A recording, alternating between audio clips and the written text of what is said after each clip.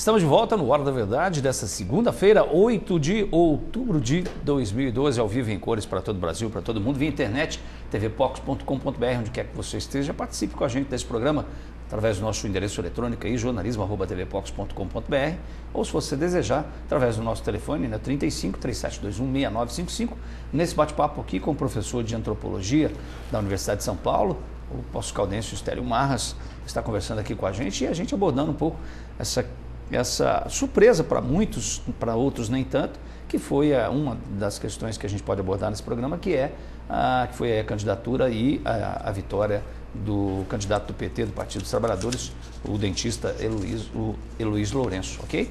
E a minha pergunta, nós estávamos debatendo aqui sobre toda essa questão que envolve a candidatura do Heloísio, né? E falávamos sobre esse modelo político que ele, não sei com que consciência, afinal acabou veiculando, acabou encarnando. Que modelo é esse que a gente pode pensar aqui, William? Quer dizer, o que fez a diferença aí para o Heloísio se tornar o prefeito em relação aos seus concorrentes? A prática dos concorrentes, de certa forma, era prevista. Tinha lá os seus grupos, tinha lá os seus métodos de campanha, suas estratégias de campanha, isso tudo mais ou menos tradicional. Então, um novo modelo que o Heloísio acabou encarnando recusou essas antigas estratégias políticas, não é?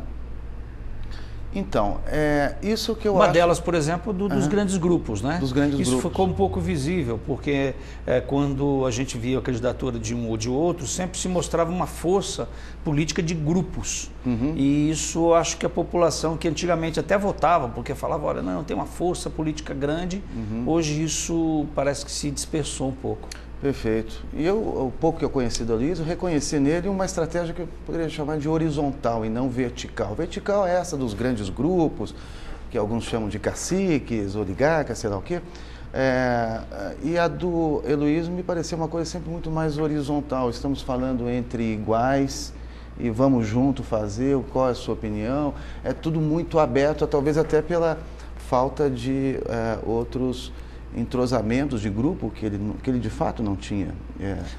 Parece que ele tirou partido disso. Nem você falou de partido, mas nem do Partido dos Trabalhadores. Nem né? do Partido dos Trabalhadores, porque até onde a gente percebe, o Heloísio não representou, porque eu não sei quanto tempo o Heloísio está no Partido dos Trabalhadores em posse, mas eu acredito que não faz tanto tempo assim.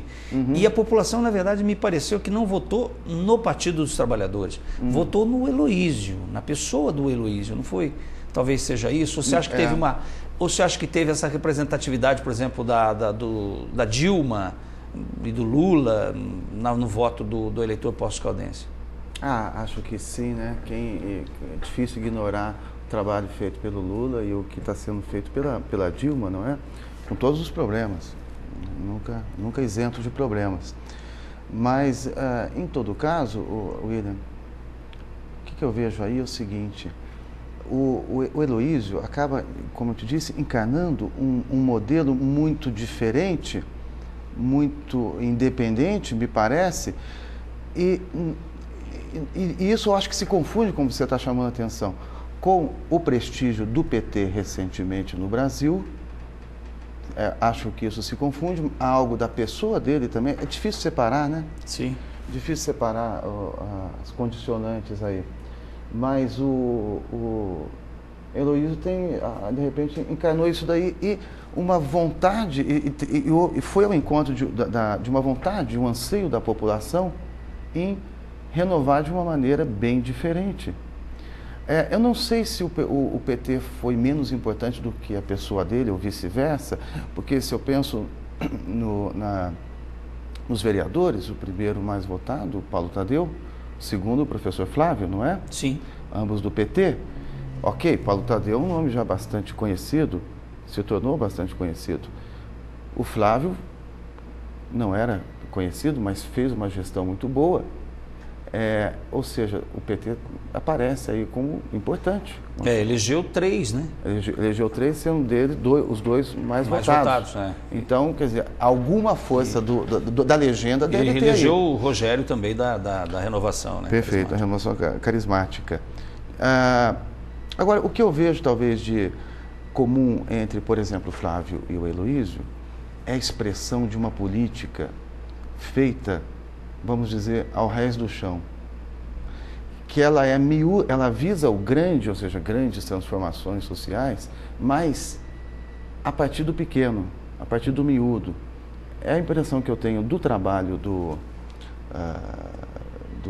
Flávio e da conversa, do discurso do Heloísio.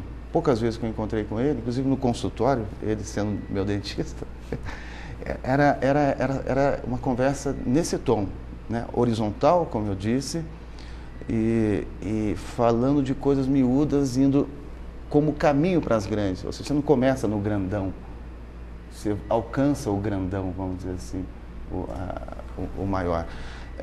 Eu acho que isso é um modelo novo, muito bacana, muito interessante, e que eu já vejo acontecer entre outras pessoas aqui, né, em Poços de Caldas. É o que eu espero como futuro, o melhor futuro político para nós. Né, uma atenção ao que seria pequeno, ao que seria detalhe, ao que seria até desprezível, do ponto de vista de uma grande política, mas a ideia de que não se faz política grande sem esses pequenos caminhos. Você disse aí sobre essa candidatura do Heloísio, a vitória dele também está representando um não a um modelo antigo de política em Poços de Caldas. Esse não também significou, por parte da população, uma ruptura mesmo?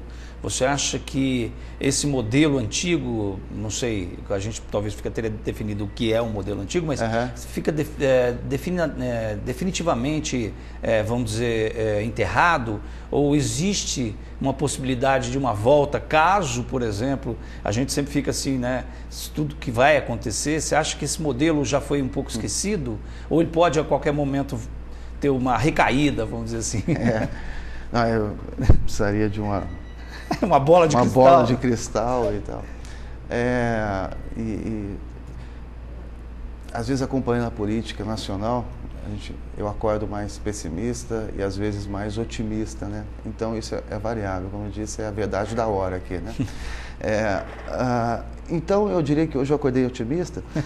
Então eu pensaria no seguinte: eu pensaria que esse processo da democratização é irreversível. Não tem volta. E ele vai se retroalimentando, ele vai se acumulando virtudes. Depois é difícil você abandonar os ganhos disso, né? Eu acho que uma das coisas que mais, por exemplo, mais eu espero, se é que também como elemento e mais como cidadão, né? De qualquer governo, seja ele do Heloísio, seja de qualquer outro que não fosse o Heloísio, é a transparência, não é?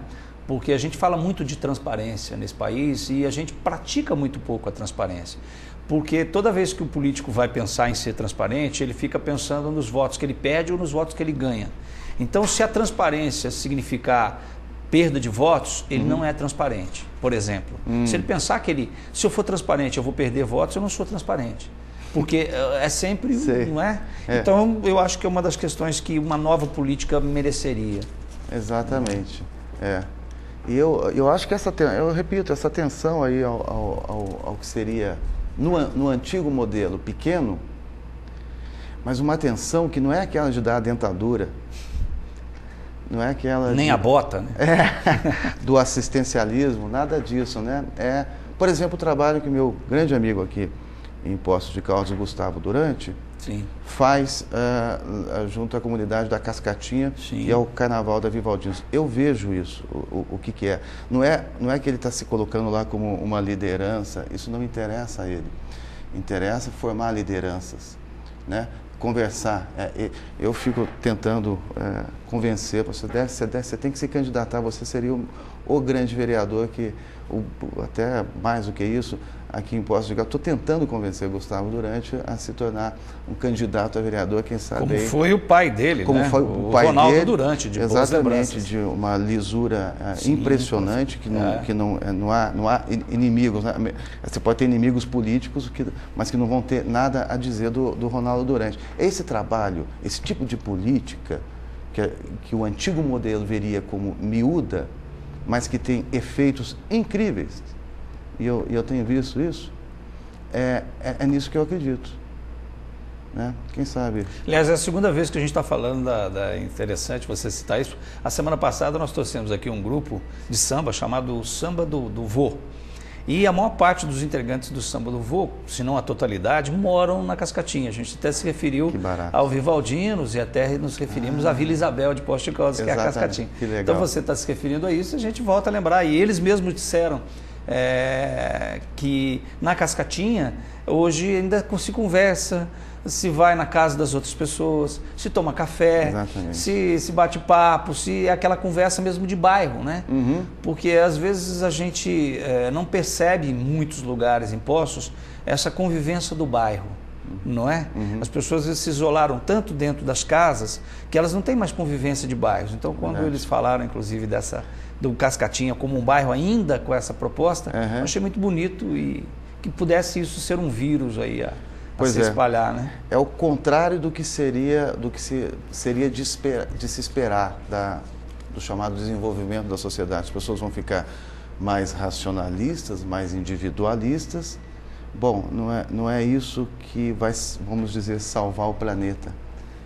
Nós temos que, entre aspas, voltar. Não dá para voltar em nada, mas nós temos que justamente reafirmar esses laços comunitários, pessoais, humanos, e levar isso para a política.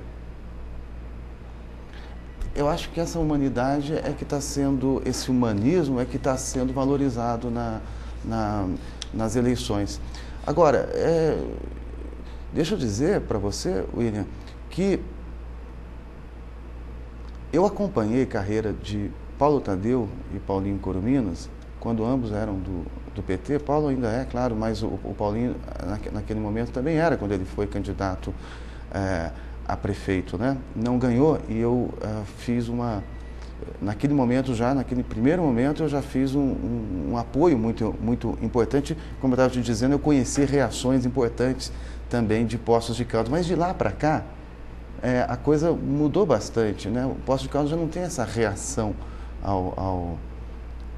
tão negativa ao PT. De repente elege um prefeito, como eu disse, negro, de origem humilde, né? E se eu olho então nessa linha do tempo, Paulo Tadeu, a importância do Paulo Tadeu na cidade, que se expressou nessa eleição como candidato para vereador mais votado, Paulinho, Corominas e Heloísio, que todos têm uma ligação com as esquerdas muito importante. Então, eu vejo isso com um grande otimismo. Era tudo que eu queria quando eu era adolescente. Né? Sonhava, que Brasil que nós vamos querer, não sei o quê. Então, se eu vejo nessa linha do tempo, esse tipo de sucessão, Paulo Tadeu, Paulinho, Heloísio, eu fico feliz demais. A despeito das diferenças entre eles, o que eu estou vendo é uma igualdade de fundo e que me deixa bastante animado. Todos nós. O Roberto ligou aqui, eu vou fechar esse bloco com a pergunta do Roberto. Ele pergunta o seguinte, Estélio, para você responder após o intervalo. De todos os partidos da esquerda, por que só, segundo o Roberto, o PT engrenou? Obrigado, Roberto. Já já a gente volta na hora da verdade. Não sai daí nesse bate-papo com o Estélio Marras.